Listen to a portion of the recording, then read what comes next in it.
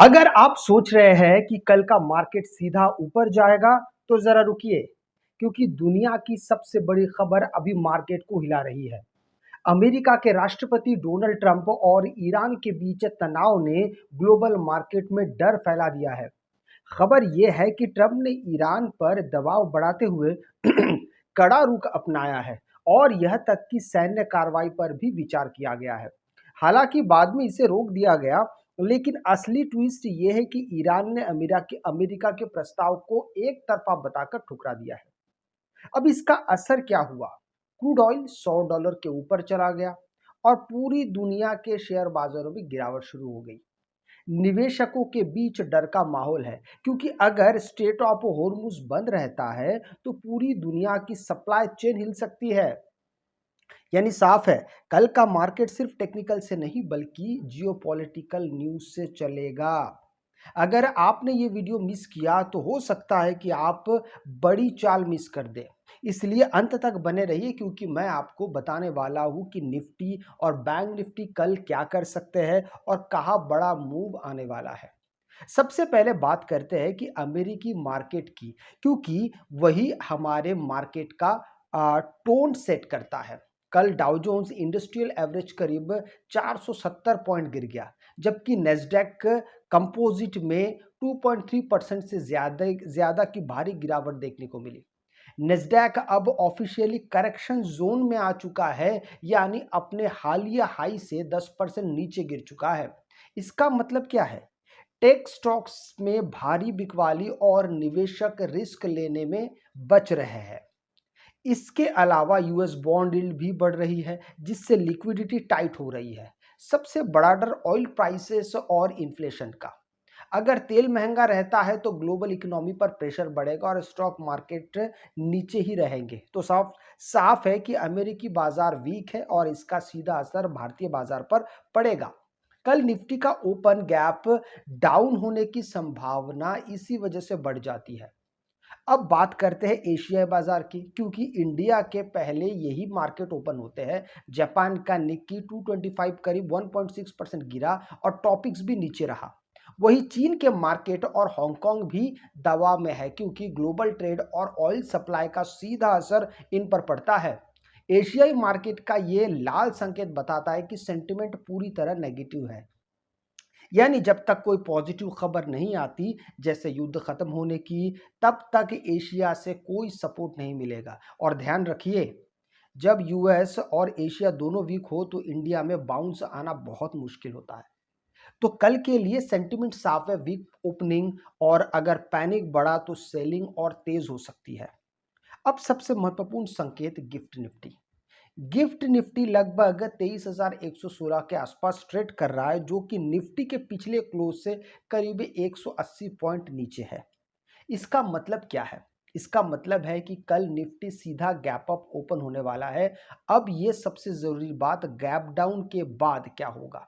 अगर panic selling जारी रहा तो मार्केट और नीचे जा सकता है, लेकिन अगर स्मार्ट मनी डीप खरीदारी करता है तो रिकवरी भी आ सकती है। इसलिए ओपनिंग के बाद फर्स्ट 30 मिनट सबसे ज्यादा इंपॉर्टेंट होंगे। रिटेल ट्रेडर्स यही गलती करते हैं, गैप देखकर पैनिक में बेच देते हैं। लेकिन smart traders opening range break का इंतजार करते हैं। तो स्ट्रेटेजी क्लियर रखिए, पहले मार्केट को सेटल होने दें, फिर ट्रेड ले। अब आते हैं निफ्टी के टेक्निकल्स पर। निफ्टी ने हाल ही में 23,300 के आसपास स्ट्रॉन्ग क्लोजिंग दी थी, लेकिन ग्लोबल प्रेशर की वजह से अब डाउनसाइड रिस्क बढ़ गया है। कल के लिए जो की सपोर्ट्स हो सकते हैं, एक बार उसको भी जान लीजिए। की सपोर्ट लगभग 23,000 और फिर 22,800 के आसपास है।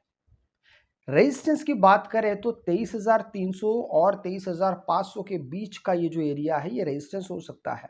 अगर निफ्टी 23,000 के नीचे सस्टेन करता है तो फिर एक शार्प गिरावट देखने को मिल सकती है। लेकिन अगर मार्केट 23,000 के ऊपर होल्ड कर गया तो इंट्राडे बाउंस पॉसिबल है। वॉल्यूम बिहेवियर बहुत ही इंपॉर्टेंट होगा। लो वॉल्यूम बाउंस ट्रैप हो सकता है। तो ध्यान रखें, ट्रेंड अभी वीक है और बाय सिर्फ कंफर्मेशन पर ही करें। अब बात करते हैं बैंक निफ्टी की, जो सबसे ज्यादा सेंसिटिव है ग्लोबल न्यूज पर। पीएसयू बैंक स्टॉक में भारी गिरावट देखी गई है। कुछ स्टॉक्स 20% तक गिर चुके हैं। इसका मतलब है बैंकिंग सेक्टर में पैनिक है। बैंक निफ्टी के लिए जो की लेवल्स, संभावित जो की लेवल्स है, वो सपोर्ट उसको 48,000 पे और स्ट्रॉन्ग सपोर्ट 47,500 के आसपास मिल सकता है। रेजिस्टेंस की बात करें तो 49,000, अगर 48,000 टूटता है तो डाउनसाइड तेज हो सकता है, लेकिन अगर ये लेवल होल्ड करता है तो शॉर्ट कवरिंग रैली भी आ सकती है। प्राइवेट बैंक्स थोड़ा स्टेबल रह सकते हैं, लेकिन पीएसयू बैंक्स अभी कमजोर है, तो बैंक निफ्टी में ट्रेडिंग कर सकते हैं, लेकिन रिस्क मैनेजमेंट सबसे ज्यादा जरूरी है। अब सवाल कल का है कि कल क्या करें। बहुत सिंपल इसको आप रखिएगा कि गैप डाउन अगर ओपन होता है तो तुरंत ट्रेड ना ले, थोड़ा वेट करें, चीज़ों को देखें। फर्स्ट 30 मिनट रेंज को देख ले और ब्रेकडाउन पर ही सेल करने की विचार करें। अगर स्ट्रॉन्ग रिवर्सल पर बाय इंट्राडे ट्रेडर्स के लिए वोलेटिलिटी मार्केट है, इसीलिए स्मॉल क्वांटिटी ही रखें, इस बात का ध्यान रखिएगा। स्विंग ट्रेडर्स के लिए अभी पेशेंस रखें, क्योंकि मार्केट अभी डायरेक्शन लेस नहीं बल्कि रिस्क जोन में है। सबसे जरूरी है न्यूज फ्लो पर नजर रखें, क्योंकि एक ट्वीट भी मार्केट को बदल सकता है। इसलिए कल का मार्केट पूरी तरीके से न्यूज ड्रिवन रहेगा। Trump versus Iran, oil prices, US market crash, global panic सब मिलाकर डायरेक्शन तय करेंगे। निफ्टी और बैंक निफ्टी दोनों में वोलेटिलिटी हाई रह सकता है। अगर आपने सही लेवल पकड़ा तो बड़ा प्रॉफिट तो हो सकता है, और गलती की तो बड़ा लॉस भी हो सकता है। इसलिए चीज़ों को संभाल के आपको करना पड़ेगा। इसलिए आपको स्मार्ट ट्रेडर बनना पड़ेगा, इमोशनल वाला ऐसे काम नहीं चलेगा। अगर आप रोज ऐसे ही एक्यूरेट और रिसर्च बेस्ड एनालिसिस चाहते हैं तो चैनल को सब्सक्राइब जरूर कीजिएगा और इस वीडियो को लाइक जरूर कीजिएगा। आपसे मैं अगले वीडियो मिलता, तब तक के लिए जय हिंद।